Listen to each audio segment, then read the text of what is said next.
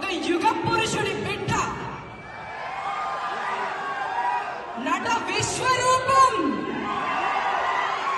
విశ్వవిఖ్యాత నట సార్వభౌమ పద్మశ్రీ డాక్టర్ నందమూరి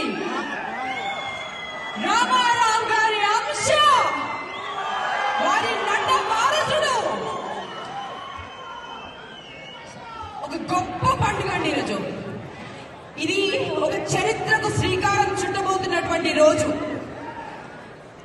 బాలయ్య బాబు గారి